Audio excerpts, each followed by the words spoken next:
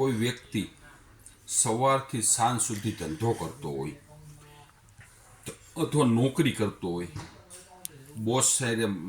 બોસની રકઝક સહન કરતો હોય, અથવા તો ધંધાની અંદર ગ્રાહકનું ટેન્શન, વેપારીનું ટેન્શન, હરીફાઈનું ટેન્શન, આ બધી વચ્ચે સવારથી સાંજ સુધી ધંધો કરતો હોય, એ ઘરે જઈને ત્યારે એવી અપેક્ષા રાખતો હોય કે હાઈશ હવે મને શાંતિ મળશે. આખો દિવસ તો માનસિક ટેન્શન. આ એક છે હાર્ડવર્ક નથી. હવેના વ્યક્તિને ઓછું થઈ ગયું છે હાર્ડવર્ક, પણ માનસિક ટેન્શન એટલું બધું હોય. આખો દિવસ માનસિક ટેન્શન સહન કરતો હોય બધી બાજુથી, ગ્રાહકના, વેપારીના, કોમ્પિટિશનના, પેમેન્ટના, જે કાંઈ કહી. પછી ઘરે જઈને ત્યારે એવી અપેક્ષા રાખતો હોય કે હાઈશ મારું ઘર આવી ગયું, હવે શાંતિ મળશે. હવે એ ઘરે જાય અને એની પત્ની હાઉસવાઈફ હોય તો એની અપેક્ષા હોય શાંતિ મળશે, પણ ત્યાંથી જ જો કંઈક એની અપેક્ષાની વિરુદ્ધ થાય તો શું પોઝિશન થાય? માણસ કંટાળી જાય. એટલે કંટાળી કેવો જાય ખબર? હું આ કેના માટે કરું છું, હું આવું શું કામે કરું છું, એ કન્ફ્યુઝ થઈ જાય. મેન્ટલી તો આમ કન્ફ્યુઝ થઈ જાય.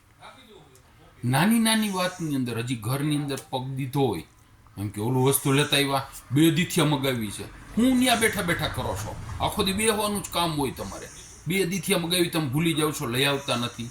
પણ ભાઈ ઘરે એક્ટિવા છે કે મોટરસાઇકલ, કોઈ પણ લેડીઝ આકે એવા મોટરસાઇકલ છે, તમારી પાસે ટાઈમ છે, બજારમાં જઈને જરાક લઈ આવતા હોય તો કદાચ એ ભૂલી ગયા હોય તો, પછી આવીને જમવા બેઠા હોય અને કંઈક વસ્તુ સારી બનાવી હોય અને થોડીક જાજી ખવાઈ જાય, હું પણ હુંડો ખાઉં છું એ કહે, કંઈક ખાવાનું માપ હોય.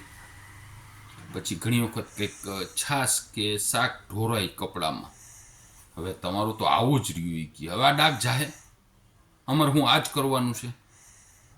પછી જમીન કોઈક ચપટીક સિંગ કે બીજું કંઈ ખાતા હોય ને ખોતરા વેરાય, લ્યો કર્યું ને આ, હજી અમે વારી નવરા થયા છીએ. એટલે આવી નાની નાની વાતમાં, નાનામાં નાની વાતમાં કાંઈક આવ્યા હોય તો છોકરાઓ ઉપર સૂઈ ગયા હોય કે બીજે ક્યાંય સૂઈ ગયા હોય ને જરાક અમથું બોલાઈ ગયું હોય, હું પણ અવાજ કરો, નિરાંત રાખો ને, છોકરાઓ સૂતા છે. પણ જુઓ તો ખરા આની પોઝિશન શું છે. એને ખબર છે કે છોકરા સૂઈ ગયા છે, ભલે એકવાર બોલી ગયા પછી કહેવાય નિરાંતે ભાઈ સૂતા છે છોકરો, જરાક અવાજ ધીમો રાખજો. એટલે ઝીણામાં ઝીણી વાત છે ને, એ શક્ય હોય ને ત્યાં સુધી આપણા ઘરવાળો કે જે કાંઈ આપણો પુત્ર કે આપણો પતિ કે આપણા પિતા ઘરે આવે ને તો એને શાંતિ મળે ને એવું વાતાવરણ ઊભું કરવું. ને કાંઈ જે ઘરે પ્રવેશ થાય ને, આજ 2 કલાક છોકરા તમારે સાચવવાના છે, અમારે આ વસ્તુ કરો, પણ છોકરાઓ સાચવતા જ હોય કે કોઈ છોકરાઓ ન સાચવે એવું નથી. એને જરાક નિરાંતે હાથ મોઢું ધોઈ લેવા દો, જમી લેવા દો, પછી એને તમે કહો કે આજે અમારે આ કામ છે, કામ કરવાનું છે, જરાક આને સાચવશો, તો એ સાચવવાના જ હોય ને. અમથાય સાચવતા હોય. ઘરે આવીને છોકરાઓ મસ્તી કરે ત્યાં તો એનો મૂડ સારો થઈ જાય, ઠાક ઉતરી જાય. એટલે આ બધી વસ્તુ કરતા જ હોય, પણ એ પ્રવેશ કરે ને ત્યારે થોડીક શાંતિ રાખવી, સીધું લિસ્ટ પકડાવી ન દેવું, આમ નહીં આમ કરવાનું છે, આમ કરવાનું છે, આજ તમારે અહીંયા જવાનું છે, આ કરવાનું છે, બરાબર.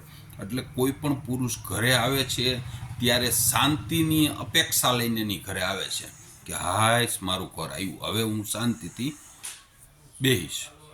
એને બદલે સીધી જ અશાંતિની શરૂઆત થઈ જાય તો એની દશા કેવી થાય કફોડી, એ વિચારો.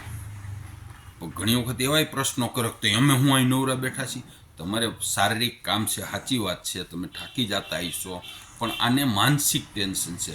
શારીરિક કરતાં હે ને માનસિક ટેન્શન બહુ અઘરું હોય છે, બરાબર ને. ભીખાલાલનું આવું માનવાનું છે.